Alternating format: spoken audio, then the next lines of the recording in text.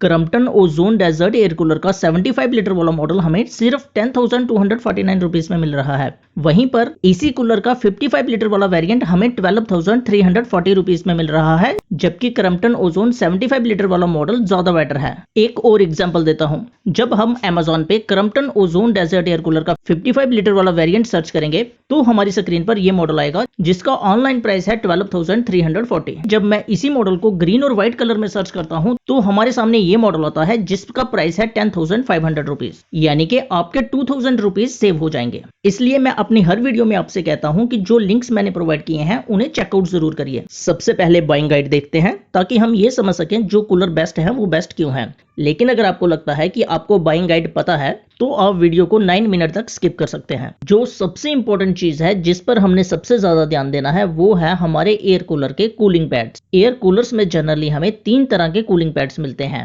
Number 1, aspen cooling pads. ये cooling pad aspen wood से बनते हैं और ये सबसे सस्ते कूलिंग पैड्स होते हैं, लेकिन ये कम ड्यूरेबल होते हैं, इसलिए हमें बहुत जल्दी रिप्लेस करने पड़ते हैं। Moreover they are prone to clogging और इन पर फंगल ग्रोथ भी बड़ी जल्दी होती है। जो दूसरी तरह के कूलिंग पैड्स आते हैं वो हैं cellulose cooling pads. Cellulose cooling pads cellulose material के बने होते हैं और इनका हनीकॉम्ब डिजाइन होता है। ये एस्पन पैड से ज्यादा ड्यूरेबल होते हैं और उनसे ज्यादा अच्छी कूलिंग करते हैं, लेकिन ये एस्पन कूलिंग पैड से थोड़े से ज्यादा महंगे होते हैं। जो तीसरी तरह के कूलिंग पैड्स आते हैं वो हैं हनीकॉम्ब कूलिंग पैड्स, और ये कूलिंग पैड्स सिंथेटिक मटेरियल के बनाए होते हैं और हनीकॉम्ब स्ट्रक्चर के होते हैं। ये कूलिंग पैड्स एस्पन और सेलुलोज पैड दोनों से ज्यादा बेटर होते हैं और दोनों से ज्यादा अच्छी कूलिंग करते हैं। मोर ओवर ये बहुत ज्यादा ड्यूरेबल होते हैं, इसलिए अगर आपके कूलर में हनीकॉम्ब कूलिंग पैड्स होंगे तो वो ज्यादा अच्छी कूलिंग करेंगे, ज्यादा ड्यूरेबल होंगे और उन पर फंगल ग्रोथ भी कम होती है। लेकिन हनीकॉम्ब कूलिंग पैड का डिसएडवांटेज ये है कि ये थोड़े से कॉस्टली होते हैं। एक लाइन में कहूं तो अगर हमें हनीकॉम्ब कूलिंग पैड्स मिल रहे हैं जो सिंथेटिक मटेरियल के बने हैं तो वो सबसे बेस्ट हैं। कूलिंग पैड से रिलेटेड ही जो दूसरी चीज है जिस पर हमने ध्यान देना है वो है एरिया ऑफ कूलिंग पैड्स। कुछ एयर कूलर्स में हमें जो कूलिंग पैड्स दिए होते हैं उनका एरिया बहुत कम होता है, वहीं पर कुछ दूसरे एयर कूलर्स में कूलिंग पैड का एरिया ज्यादा होता है। हमारे कूलिंग पैड का एरिया हमारे एयर कूलर की एफिशिएंसी को किस तरह से अफेक्ट करता है पहले ये समझते हैं। जब हम अपने एयर कूलर को ऑन करते हैं तो एयर कूलर में लगा हुआ पंप पानी को ऊपर की तरफ खींचता है और कूलिंग पैड के ऊपर गिरा देता है और हमारे कूलिंग पैड्स इस पानी को एब्जॉर्ब कर लेते हैं। इसमें से कुछ पानी वापस हमारे एयर कूलर के वाटर स्टोरेज टैंक में चला जाता है, जबकि कुछ पानी कूलिंग पैड से इवेपोरेट हो जाता है। जब पानी की इवेपोरेशन होती है तो ठंडक प्रोड्यूस होती है। मैं इस पॉइंट को थोड़ा सा इलेबोरेट करता हूँ। अगर हम गर्म चाय को एक छोटे मुंह वाले बोल में डालें और उसी चाय को एक बड़े मुंह वाले बोल में डालें तो बड़े मुंह वाले बोल में वो चाय जल्दी ठंडी होगी, क्योंकि चाय का सरफेस एरिया ज्यादा होगा और वहां पर इवेपोरेशन ज्यादा होगी। ज्यादा इवेपोरेशन होने से ज्यादा ठंडक प्रोड्यूस होगी और हमारी चाय जल्दी ठंडी हो जाएगी। उसी तरह से अगर हमारे एयर कूलर में कूलिंग पैड्स का एरिया ज्यादा होगा तो इवेपोरेशन के लिए सरफेस एरिया ज्यादा मिलेगा और ज्यादा ठंडक प्रोड्यूस होगी। कूलिंग पैड से रिलेटेड जो थर्ड पॉइंट है जिस पर हमने ध्यान देना है वो है थिकनेस ऑफ कूलिंग पैड्स। कुछ कूलिंग पैड्स की थिकनेस ज्यादा होती है जबकि कुछ कूलिंग पैड्स पतले होते हैं। हमारे एयर कूलर के कूलिंग पैड्स जितने ज्यादा थिक होंगे उतना ज्यादा एफिशिएंट हमारा एयर कूलर होगा। एक लाइन में कहूं तो हमें एक ऐसा एयर कूलर परचेज करना है जिसमें हमें हनीकॉम्ब कूलिंग पैड्स मिल रहे हों, जिनका सरफेस एरिया ज्यादा हो और जिनकी थिकनेस ज्यादा हो। कूलर के अंदर जो फैन होता है वो कमरे की गर्म हवा को कूलर के अंदर खींचता है। जब ये गर्म हवा कूलर के अंदर एंटर करती है तो इसे कूलिंग पैड से होकर गुजरना पड़ता है। क्योंकि कूलिंग पैड्स पर इवेपोरेशन की वजह से ठंडक प्रोड्यूस हो गई है, इसलिए ये हवा ठंडी हो जाती है और हमारे एयर कूलर का फैन इस ठंडी हवा को पूरे रूम में सर्कुलेट कर देता है।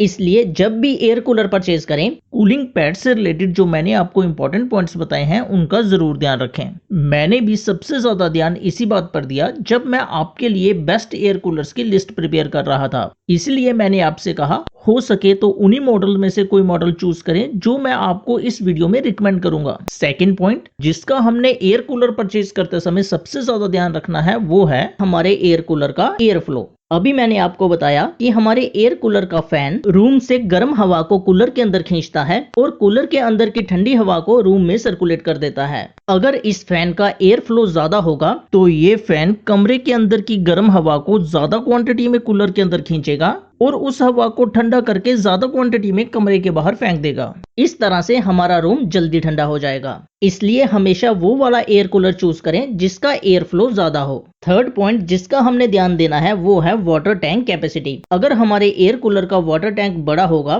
तो हम अपने उस कूलर को पूरी रात चला सकते हैं, हमें उसका पानी खत्म होने की टेंशन नहीं होगी। लेकिन अगर हमारे एयर कूलर का वाटर टैंक स्मॉल होगा और रात में उसका पानी खत्म हो गया और हमने पंप को बंद नहीं किया तो हमारा एयर कूलर खराब भी हो सकता है। इसलिए अपने यूजेज के हिसाब से एप्रोप्रिएट वाटर टैंक कैपेसिटी वाला एयर कूलर परचेज करें। फिफ्थ पॉइंट है पावर कंजप्शन। सभी air cooler equally power consume नहीं करते। कुछ एयर कूलर एनर्जी एफिशिएंट होते हैं जबकि कुछ दूसरे एयर कूलर ज्यादा इलेक्ट्रिसिटी कंज्यूम करते हैं। इसलिए फाइनल डिसीजन लेने से पहले इस बात पर भी थोड़ा ध्यान देना चाहिए। और सिक्स्थ फैक्टर जो मैं आपको रिकमेंड करूंगा वो है वारंटी और आफ्टर सेल सर्विस। कुछ ब्रांड्स की आफ्टर सेल सर्विस काफी अच्छी है जबकि कुछ ऐसे ब्रांड्स भी हैं जो आफ्टर सेल सर्विस पर बिल्कुल भी ध्यान नहीं देते। मोर ओवर कुछ ब्रांड्स की आफ्टर सेल सर्विस सिर्फ टीयर 1 और टीयर 2 सिटीज में अच्छी मिलती है जबकि कुछ ऐसे ब्रांड्स भी हैं जो बड़े शहरों के साथ साथ रूरल इंडिया में भी अच्छी आफ्टर सेल सर्विस प्रोवाइड करते हैं। और सबसे इंपॉर्टेंट पॉइंट जिसका आपने ध्यान देना है वो है प्राइस। कुछ एयर कूलर्स बहुत ज्यादा महंगे हैं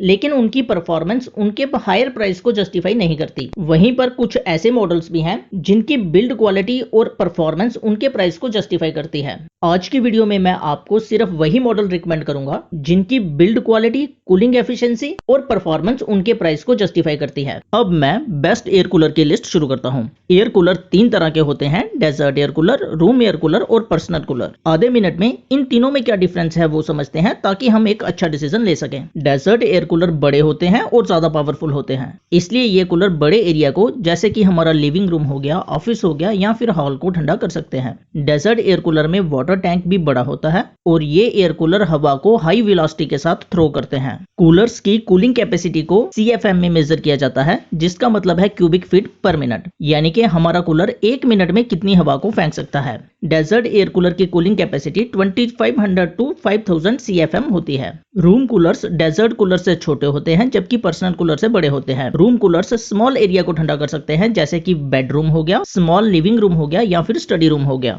रूम कूलर्स में जो वाटर टैंक होता है वो मीडियम साइज होता है और इसकी कूलिंग एफिशिएंसी 1000 से 3000 CFM होती है। पर्सनल कूलर्स स्मॉल होते हैं, पोर्टेबल होते हैं और 1 या 2 पर्सन के लिए होते हैं। इन कूलर्स में स्मॉल वाटर टैंक होता है और इनकी एयर फेंकने की स्पीड भी कम होती है। पर्सनल कूलर्स की कूलिंग एफिशिएंसी 300 टू 1000 CFM होती है। आज की वीडियो में मैं आपको 3 डेजर्ट कूलर रिकमेंड करूंगा, 2 रूम कूलर रिकमेंड करूंगा और 2 पर्सनल कूलर रिकमेंड करूंगा। मैंने इन सभी मॉडल्स को एक्सट्रीम कंडीशन में टेस्ट किया है, इसलिए अगर हो सके तो आप इन्हीं में से कोई मॉडल चूज करें। साथ ही मैं हर मॉडल के पॉजिटिव और नेगेटिव पॉइंट्स भी आपके साथ शेयर करूंगा। ये पॉजिटिव और नेगेटिव पॉइंट्स आपकी कंफ्यूजन को क्लियर करेंगे और आपकी हेल्प करेंगे एक अच्छा डिसीजन लेने में। वीडियो थोड़ी सी लंबी हो सकती है लेकिन इसमें इन्वेस्ट किया गया हर 1 मिनट आपके लिए यूजफुल होगा। बेस्ट डेजर्ट एयर कूलर की लिस्ट में नंबर 3 पर है Symphony Sumo desert air cooler. इसमें हमें 3 साइड पर हनीकॉम कूलिंग पैड्स दिए गए हैं और ये हनीकॉम कूलिंग पैड्स काफी एरिया कवर करते हैं। इनकी थिकनेस की बात करूं तो ये अप्रोक्सीमेटली 2 इंच थिक होंगे। इन तीनों फैक्टर्स की वजह से ये हनीकॉम कूलिंग पैड्स काफी अच्छी कूलिंग करते हैं। अब हम इस डेजर्ट एयर कूलर की कूलिंग एफिशिएंसी की बात करते हैं। वैसे तो सिम्फनी हमें एयर डिलीवरी और एयर थ्रो रेट मेंशन नहीं करती है, लेकिन मैंने ऑब्जर्व किया कि इस एयर कूलर की air delivery approximately 4000 metre cube per hour के आसपास है और इसका air throw approximately 20 to 25 feet तक हमें मिलता है। कंपनी क्लेम करती है कि सिम्फनी सुमो 400 स्क्वायर फीट का एरिया कवर करता है, यानी कि 400 स्क्वायर फीट के रूम को ठंडा कर सकता है। लेकिन जब मैंने ऑब्जर्व किया तो मैंने पाया कि ये डेजर्ट एयर कूलर 200 से लेकर 250 स्क्वायर फीट एरिया को ठंडा कर सकता है। इस डेजर्ट एयर कूलर में हमें IP और कंसोल दिया गया है। बेसिकली इसमें हमें कुछ फिल्टर्स दिए रहते हैं जो फिल्टर हमारे रूम में बैक्टीरिया, एलर्जी और स्मेल को फिल्टर करते हैं, लेकिन ये फिल्टर बहुत ज्यादा एफिशिएंट नहीं है। अगर आप अपने डेजर्ट एयर कूलर की टाइम पर क्लीनिंग नहीं करेंगे तो उसमें से स्मेल आएगी। एक लाइन में कहूं तो ये IP और कंसोल छोटे मोटे एयर प्यूरिफायर का काम कर सकता है, लेकिन इससे कोई मैजिकल रिजल्ट की उम्मीद ना रखें। पावर कंजप्शन की बात करूं तो ये desert air cooler maximum 180 watt power consume करता है। अगर हम इसे लो स्पीड पर ऑपरेट करेंगे तो अप्रोक्सीमेटली 130 वाट्स पावर कंज्यूम होगी, मीडियम सेटिंग पर 145 और हाई सेटिंग पर 160 वाट की पावर कंज्यूम होगी। कुछ एडिशनल फीचर्स की बात करूं तो इसमें हमें ऑटो स्विंग लूवर्स दिए गए हैं। ये desert air cooler inverter compatible है, इसलिए हम इसे इन्वर्टर पर ऑपरेट कर सकते हैं। इस डेजर्ट एयर कूलर में हमें SMP टेक्नोलॉजी दी गई है। पावर फ्लक्चुएशन के केस में ये desert air cooler automatically switch off हो जाता है। इसमें हमें बहुत अच्छी क्वालिटी के कैस्टर व्हील दिए गए हैं, साथ में कॉर्ड वाइंडर भी दिया गया है। साथ ही इसमें हमें आइस चैम्बर और ऑटो ड्रेनेज सिस्टम भी दिया गया है, लेकिन इसमें जो आइस चैम्बर दिया गया है वो थोड़ा सा स्मॉल है, उसमें हम आइस के बड़े पीसेस नहीं डाल सकते। वारंटी की बात करूं तो इस पर हमें 1 ईयर की कंप्रिहेंसिव वारंटी मिलती है और सिम्फनी की आफ्टर सेल सर्विस लेने के लिए हमें थोड़े से एफर्ट्स करने पड़ेंगे। ये मॉडल कंपनी ने 2 वेरिएंट में लॉन्च किया है, एक सिम्फनी सुमो 75 एक्सएल और दूसरा सिम्फनी सुमो 115 एक्सएल। दोनों मॉडल्स एग्जैक्टली सेम है, डिफरेंस सिर्फ इनकी वाटर टैंक की कैपेसिटी और हाइट में है। जो 75 एक्सएल मॉडल है इसकी हाइट 108 सेंटीमीटर है, जबकि जो 115 एक्सएल मॉडल है इसकी हाइट 128 सेंटीमीटर है। मैंने दोनों का बेस्ट बाय लिंक डिस्क्रिप्शन में दिया है, जो आपके नीड के हिसाब से सही हो आप उसे परचेज कर लीजिए। लेकिन डिस्क्रिप्शन में जाने से पहले इनके पॉजिटिव और नेगेटिव पॉइंट्स देख लेते हैं। इसका पहला पॉजिटिव पॉइंट है कि ये कम इलेक्ट्रिसिटी कंज्यूम करता है। दूसरा पॉजिटिव पॉइंट है कि ये एयर कूलर एक छोटे मोटे एयर प्यूरिफायर का काम भी करता है। और तीसरा पॉजिटिव पॉइंट है कि इसका डिजाइन थोड़ा अट्रैक्टिव है। नेगेटिव पॉइंट की बात करूं तो ये थोड़ा सा कॉस्टली है और इसमें हमें एम्प्टी वाटर टैंक अलार्म नहीं दिया गया। कुछ वाटर कूलर ऐसे भी मार्केट में आते हैं, अगर उनमें पानी खत्म हो जाए तो वो अलार्म करके हमें इन्फॉर्म कर देता है, लेकिन इस तरह का कोई मैकेनिज्म हमें सिम्फनी सुमो में नहीं मिलता। लेकिन अगर ये आपके लिए नेगेटिव पॉइंट नहीं है तो आप इसे डिस्क्रिप्शन में दिए लिंक से जरूर चेकआउट करिए। बेस्ट डेजर्ट एयर कूलर की लिस्ट में नंबर 2 पर है सिम्फनी विंटर। इस डेजर्ट एयर कूलर में हमें 4 साइड पर हनीकॉम कूलिंग पैड्स दिए गए हैं। इसके बैक साइड का डिजाइन ऐसा है कि ये हनीकॉम कूलिंग पैड्स ज्यादा एरिया कवर करते हैं। साथ में इसमें हमें थिक हनीकॉम कूलिंग पैड दिए गए हैं। इसमें जो हनीकॉम कूलिंग पैड हैं वो अप्रोक्सीमेटली 2 इंच थिक हैं। इन्हीं क्वालिटीज की वजह से ये डेजर्ट एयर कूलर काफी अच्छी कूलिंग प्रोड्यूस करता है। अगर मैं बात कूलिंग एफिशिएंसी की करूं तो अगेन सिम्फनी एयर डिलीवरी और एयर थ्रो रेट मेंशन नहीं करता है, लेकिन जब मैंने इसे चेक किया तो इसकी एयर डिलीवरी बहुत अच्छी है और इसका एयर थ्रो रेट भी मुझे सिम्फनी सुमो से थोड़ा सा ज्यादा लगा। अप्रोक्सीमेटली 25 फीट का एयर थ्रो ये कूलर करता है। कंपनी क्लेम करती है कि ये desert air cooler 400 square feet area को ठंडा कर सकता है, लेकिन मैंने ऑब्जर्व किया कि ये air cooler approximately 200 to 250 square feet area को ठंडा कर पाएगा। लेकिन सबसे अच्छी बात जो इस डेजर्ट एयर कूलर में है वो है इसकी पावर कंजप्शन। इस डेजर्ट एयर कूलर की पीक पावर कंजप्शन है 190 वाट्स। अगर हम इस डेजर्ट एयर कूलर को लो सेटिंग पर ऑपरेट करेंगे तो ये desert air cooler approximately 135 watts power consume करेगा, लेकिन मीडियम सेटिंग पर ये 150 वाट्स और हाई सेटिंग पर 170 वाट्स की पावर कंज्यूम करेगा। कुछ और फीचर्स की बात करूं तो इसमें हमें ऑटो स्विंग लूवर्स दिए गए हैं। ये desert air cooler inverter compatible है, इसलिए हम इसे इन्वर्टर पर भी ऑपरेट कर सकते हैं। इन्वर्टर पर ये डेजर्ट एयर कूलर कितना बैकअप देगा तो वो मेनली डिपेंड करता है कि हम इसे कौन सी सेटिंग पर ऑपरेट कर रहे हैं। एक रफ आइडिया दूं तो सिम्फनी सुमो और symphony winter approximately same backup देंगे।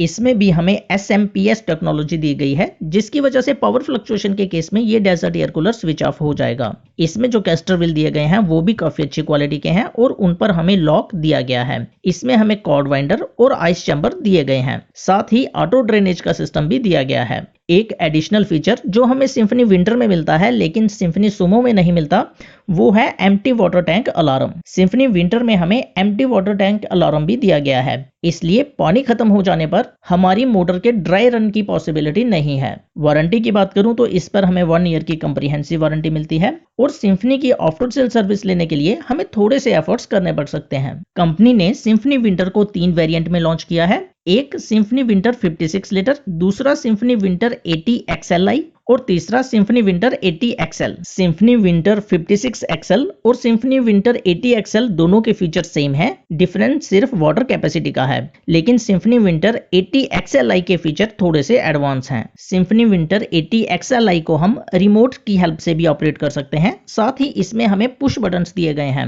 इसमें हम टाइमर भी सेट कर सकते हैं। तो लुक वाइज 80 XLI मॉडल थोड़ा सा ज्यादा अट्रैक्टिव लगता है। इसी अट्रैक्टिव लुक की वजह से ये मॉडल 80 XL से 2-2.5 हजार रुपया महंगा रहता है, लेकिन परफॉर्मेंस इन तीनों मॉडल की सेम है। मैंने इन तीनों के बाय लिंक डिस्क्रिप्शन में दिए हैं, जो आपके हिसाब से सही है उसे आप चेकआउट कर लीजिए। बेस्ट डेजर्ट एयर कूलर की लिस्ट में नंबर 1 पर है क्रम्पटन ऑप्टिमस और लास्ट ईयर भी ये डेजर्ट एयर कूलर नंबर 1 पर था। एक तो कोई भी दूसरा मॉडल इस मॉडल की परफॉर्मेंस के सामने इसके आसपास भी नहीं है, और दूसरा जो मॉडल इसके आसपास हैं उनका प्राइस इस मॉडल से कम 3,000 रुपए ज्यादा है। इसलिए 2023 में भी यही मॉडल नंबर 1 पोजीशन पर है। इसमें हमें 3 साइड पर बहुत अच्छी क्वालिटी के हनीकॉम्ब कूलिंग पैड दिए गए हैं। ये हनीकॉम्ब कूलिंग पैड काफी एरिया कवर करते हैं, साथ ही अच्छी थिकनेस के हैं। कूलिंग कैपेसिटी की बात करूं तो क्रम्पटन ऑप्टिमस की कूलिंग कैपेसिटी अपने सेगमेंट में हाईएस्ट है। इस डेजर्ट एयर कूलर में जो फैन है उसकी बिल्ड क्वालिटी बहुत ज्यादा अच्छी है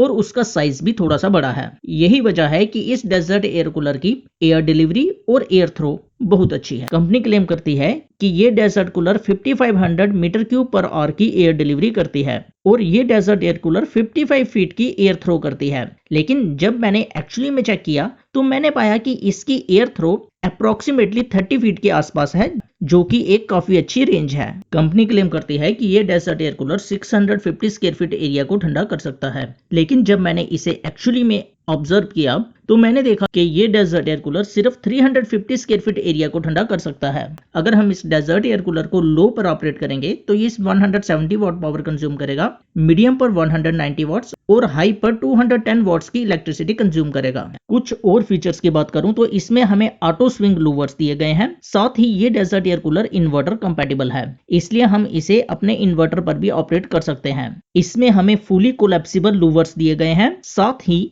जो इसमें हमें हनीकॉम्ब कूलिंग पैड्स दिए गए हैं उनके बाहर तीनों साइड पर मॉस्किटो नेट दिया गया है। इसलिए जब हम इसे यूज नहीं करेंगे और इसके फ्रंट लूवर्स को भी बंद कर देंगे तो मॉस्किटोज इसके अंदर छुप नहीं सकते। इसमें हमें ओवरलोड प्रोटेक्शन सिस्टम दिया गया है, साथ ही ऑटो ड्रेनेज सिस्टम और कॉर्ड वाइंडर भी दिया गया है। जो कैस्टर व्हील इसमें हमें मिलते हैं वो काफी अच्छी क्वालिटी के हैं, साथ में हम उन कैस्टर व्हील्स को लॉक भी कर सकते हैं। इस डेजर्ट एयर कूलर में जो हमें आइस चैम्बर दिया गया है वो काफी बड़े साइज का है। इनफैक्ट अपने सेगमेंट में इसका आइस चैम्बर सबसे ज्यादा बड़ा है। साथ ही जब हम इस डेजर्ट एयर कूलर में पंप को ऑन करेंगे तो पंप से पानी सीधा हमारे आइस चैम्बर में जाएगा। आइस चैम्बर में पानी ठंडा होने के बाद जब हमारे डेजर्ट एयर कूलर के हनीकॉम्ब कूलिंग पैड्स पर मिलेगा तो हमें इंस्टेंटली चिल्ड एयर मिलेगी। साथ ही जो वाटर पंप इस डेजर्ट एयर कूलर में यूज किया गया है उसमें भी एक स्पेशल फीचर है। इस वाटर पंप को हम 2 सेटिंग पर ऑपरेट कर सकते हैं, लो और हाई। लो सेटिंग पर इस डेजर्ट एयर कूलर का पंप धीरे धीरे पानी को सप्लाई करेगा,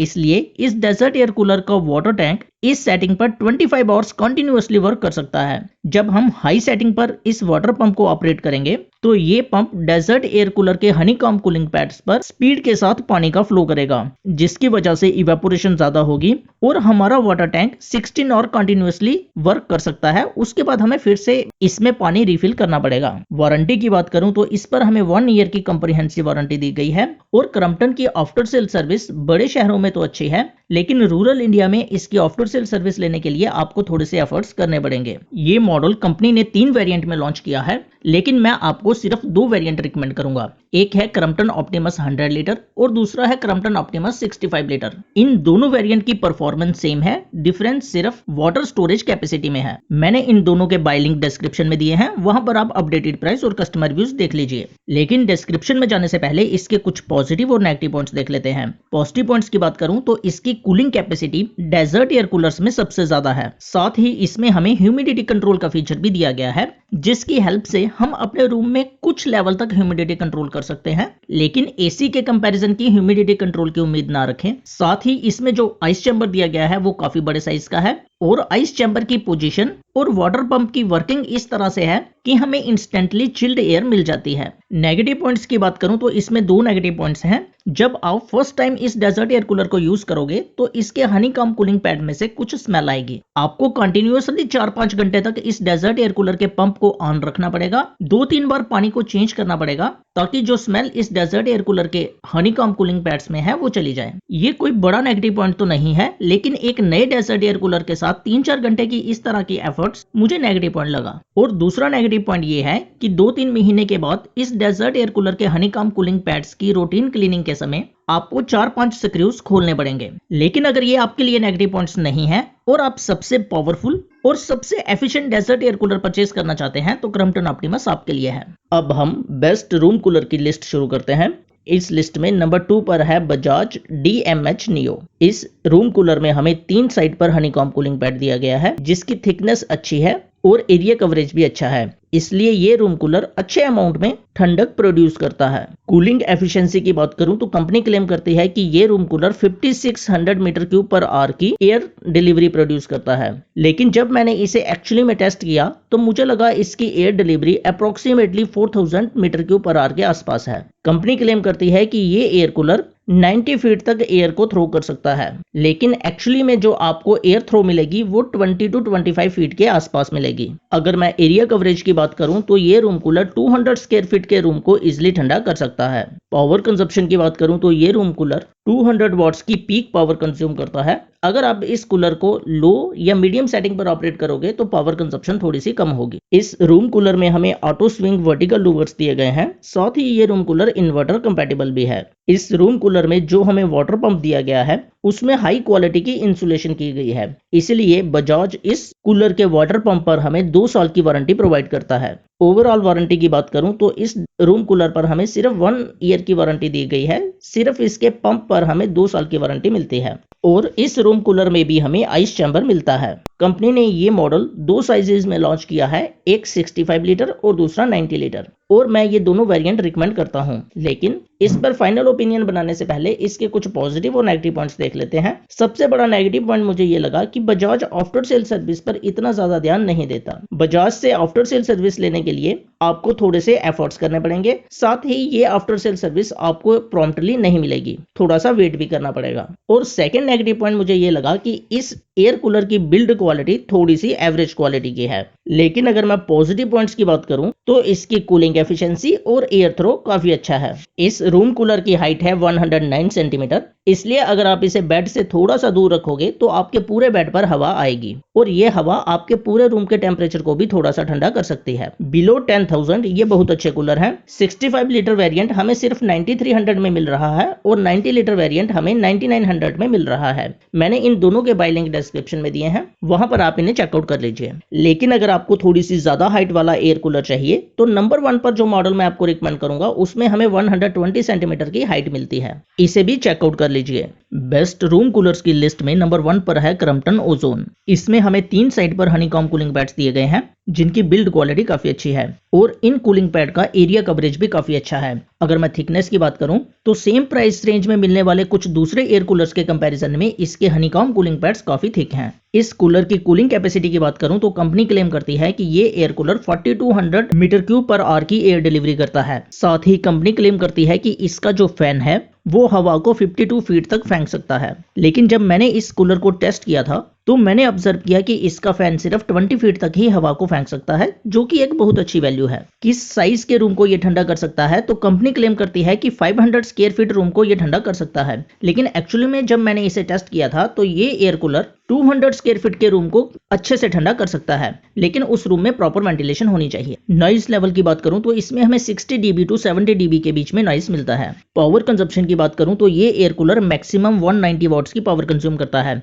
एक्चुअली में कितनी पावर कंज्यूम होगी वो इस बात पर डिपेंड करेगा कि हम अपने कूलर को लो स्पीड पे ऑपरेट कर रहे हैं, मीडियम स्पीड पे ऑपरेट कर रहे हैं या फिर हाई स्पीड पर ऑपरेट कर रहे हैं। लो स्पीड पर ये air cooler 130 watts power consume करता है, मीडियम स्पीड पर 145 वॉट पावर कंज्यूम करता है और हाई स्पीड पर 165 वॉट्स पावर कंज्यूम करता है। इसमें जो पानी का पंप है वो अप्रोक्सीमेटली 12 वॉट्स के आगे पीछे पावर कंज्यूम करता है। इसके कुछ एडिशनल फीचर्स की बात करूं तो इसमें हमें सेपरेट आइस चैम्बर मिलता है, ऑटो स्विंग का फीचर दिया गया है, इसमें हमें अच्छी क्वालिटी के कैस्टर व्हील्स दिए गए हैं और इस एयर कूलर में हमें ओवरलोड प्रोटेक्टर भी दिया गया है। जिन एयर कूलर में ओवरलोड प्रोटेक्टर होता है वो इलेक्ट्रिसिटी में छोटी मोटी फ्लक्चुएशन से अपने आप को प्रोटेक्ट कर सकते हैं। साथ ही ये एयर कूलर इन्वर्टर कंपैटिबल है, इसलिए हम इसे अपने इन्वर्टर पर भी ऑपरेट कर सकते हैं। अगर आप ये जानना चाहते हैं कि ये कूलर आपके इन्वर्टर पर कितनी देर चलेगा तो मैं आपको एक आइडिया देता हूं। ये एयर कूलर अप्रोक्सीमेटली डाई सीलिंग फैन के आसपास इलेक्ट्रिसिटी कंज्यूम करता है। अब आप आइडिया लगा लीजिए कि आपके इन्वर्टर पर ये कितनी देर चलेगा।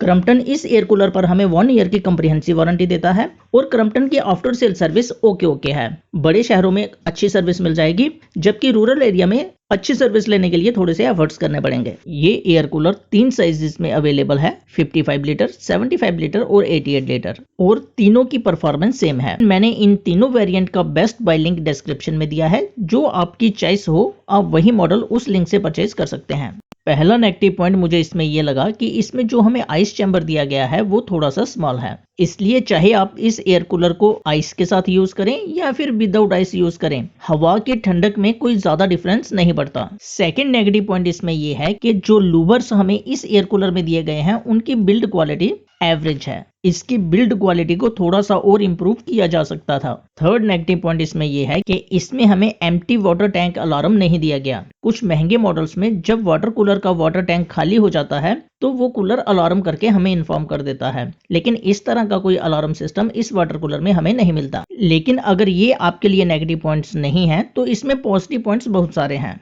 नंबर 1, इसमें जो हनीकॉम्ब कूलिंग पैड्स दिए गए हैं उसकी बिल्ड क्वालिटी काफी अच्छी है।